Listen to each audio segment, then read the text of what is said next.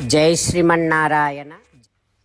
కిష్కింధాకాండలో మాట మీద నిలబడు సుగ్రీవా అంటూ ఆ రకంగా మంత్రులు చెప్పినటువంటి మాటలన్నీ విని లక్ష్మణుడు కోపముతో ఉన్నాడు అని వినగానే సుగ్రీవుడు ముమోచ ఆసనం ఆత్మవాన్, వెంటనే సింహాసనం దిగి వచ్చాడు.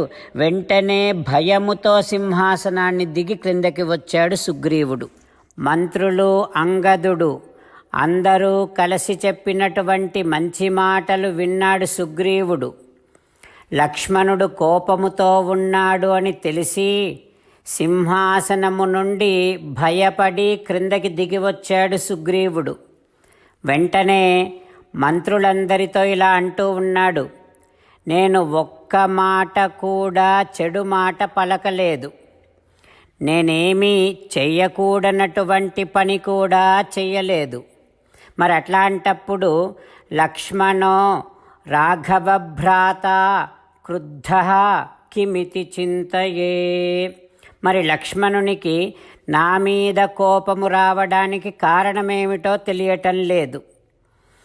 ఎవరో నేనంటే గిట్టని వారు నా గురించి లక్ష్మణునికి చెడుగా చెప్పే ఉంటారు. అయితే ఓ మంత్రులారా, ఇప్పుడు మీరంతా చాలా జాగ్రత్తగా లక్ష్మణుని కోపానికి కారణమేమిటో తెలుసుకోవాలి. అంతేకాకుండా ఆ కోపాన్ని తగ్గించటానికి మనం ఏం చేయాలో కూడా చాలా జాగ్రత్తగా మీరందరూ కలిసి నిర్ణయించండి. నాకైతే న ఖల్వస్తి మమత్రాసో లక్ష్మణాన్నాపి రాఘవాత్. రాముడి వలన కానీ లక్ష్మణుని వలన కానీ ఏమాత్రమూ భయం లేదు. అయితే ఒక మిత్రుడు నిష్కారణంగా కోపించటం అనేటటువంటిదే నాలో ఒక రకమైనటువంటి అలజడిని రేపుతోంది. ఓ మంత్రులారా, సర్వదా సుకరం మిత్రం.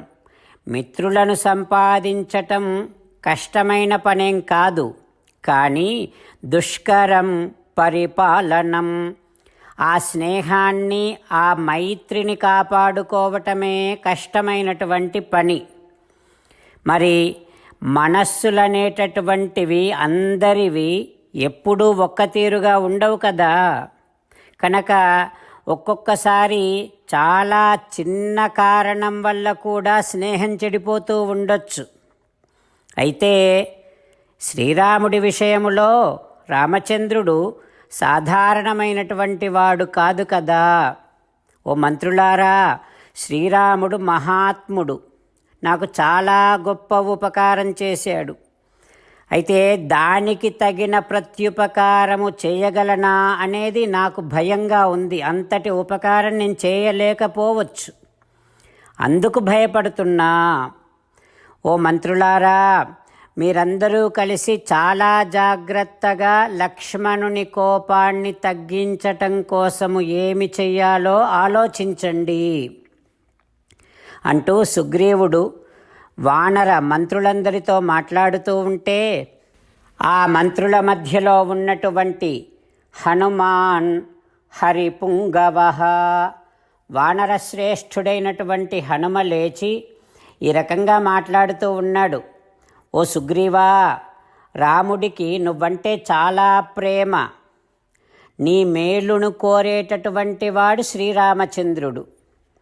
అంతేకాకుండా ఎన్నో కళ్యాణ గుణాలు కలిగినటువంటి వాడు రామభద్రుడు.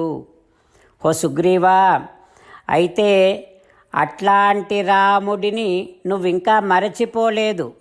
ఆ విషయం నాకు చాలా సంతోషాన్ని కలిగిస్తోంది అంటూ హనుమ సుగ్రీవుడితో మాట్లాడుతూ ఉన్నాడు. రామచంద్రులను మనసారా ధ్యానము చేస్తూ పరమదయాలువు పరమశివుడు చెప్పిన పరమపావన రామనామాన్ని చెబుతూ మనము రామనామ గానము చేస్తూ ఉంటే అదిగో సీతారామచంద్రులు, పార్వతీ పరమేశ్వరులు, ఆంజనేయస్వామి, సకల దేవతలు, పితృదేవతలు, మహర్షులు, ఆచార్యులు, భాగవతోత్తములు అందరూ మనని చూసి ఆనందముతో అనుగ్రహిస్తున్నటువంటి దృశ్యాన్ని భావన చేస్తూ నోరారా రామనామగానము చేద్దాం. రామ రామ దశరథ రామ, రామ రామ దశరథ రామ, హే హే రాజా రామ, హే హే రాజా రామ, హే హే సీతారామ, హే హే సీతారామ. జై శ్రీమన్నారాయణ. భక్తులకు ప్రత్యేకమైనటువంటి విజ్ఞాపన. మీకు అన్ని విషయాలలో వెంటనే మంచి ఫలితాలు రావాలి అనంటే ప్రతిరోజు 1 నిమిషం వెచ్చించి నారాయణాస్త్రాన్ని చదవండి. ఇక మీకు తిరిగే ఉండదు. నారాయణాస్త్రాన్ని పొందడానికి మీరేం చేయాలంటే నారాయణాస్త్రం అనే వెబ్సైట్కి వెళ్ళి మీ పేరు, మీ ఈమెయిల్ ఇస్తే మీ ఈమెయిల్కి నారాయణాస్త్రం PDF వస్తుంది. అందులో ఒక రామాయణ శ్లోకం, ఒక గీతా శ్లోకం, ఒక విష్ణునామం ఉంటాయి. ఆ మూడింటిని కలిపి నారాయణాస్త్రం అంటాం. ప్రతి ఒక్కరికి వేరువేరు శ్లోకాలను ఇస్తున్నాం. ఆ రకంగా ఎవరి శ్లోకాన్ని వారు ప్రతిరోజు తప్పనిసరిగా చదవటం వలన ప్రతిరోజు ప్రతి 24,000 భక్తులతో ఒకసారి సంపూర్ణ రామాయణ పారాయణ, 33 సార్లు శ్రీమద్ భగవద్గీత పారాయణ, 24 సార్లు శ్రీ విష్ణు సహస్రనామ స్తోత్ర పారాయణ జరుగుతుంది. ప్రతి ఒక్కరికి అంతటి విశేష ఫలితము ప్రతిరోజు లభిస్తుంది. అందుకని మీరు, మీ కుటుంబ సభ్యులు అందరూ ఒక్కొక్కరు ఒక్కొక్క నారాయణాస్త్రాన్ని వెంటనే పొందండి.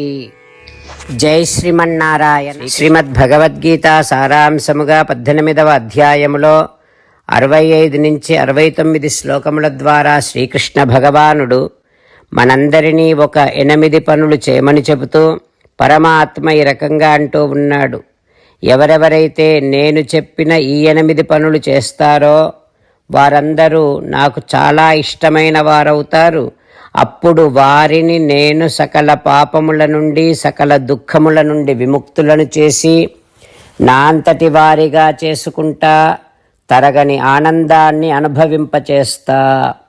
నిజమే చెబుతున్నా, ప్రమాణము చేసి చెబుతున్నా అంటూ సాక్షాత్తుగా దేవదేవుడైన శ్రీమన్నారాయణుడైన శ్రీకృష్ణ భగవానుడే మనను ఈ 8 పనులు చేయమని చెబుతూ ఉన్నాడు కనుక, హో శ్రీమన్నారాయణ, కరిష్యే వచనం తవ, తప్పకుండా చేస్తా, నువ్వు చెప్పినట్టే చేస్తా అంటూ మనం ప్రతిరోజు దేవదేవుడైన శ్రీమన్నారాయణుడికి ఈ రకంగా మాట ఇద్దాం. హో శ్రీమన్నారాయణ, నువ్వు చెప్పినట్టే నేను నిన్నే సంతతము ధ్యానము చేస్తూ ఉంటా.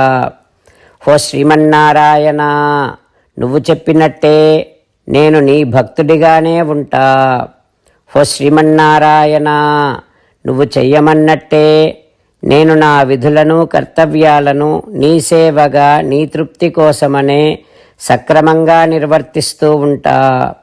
హో శ్రీమన్నారాయణ, నువ్వు చెప్పినట్టే నేను నీవాడిని అనే మహావిశ్వాసాన్ని సంతతము కలిగి ఉంటూ నా హృదయములో నీకే నమస్కరిస్తూ ఉంటా.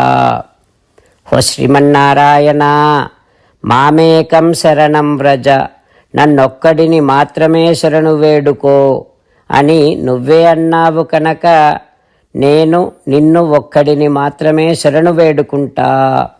హో శ్రీమన్నారాయణ, మా శుచః, ఇక దుఃఖించకు అని నువ్వే నాకు భరోసా ఇస్తూ ఉన్నావు కనుక నేను ఇక దుఃఖించను.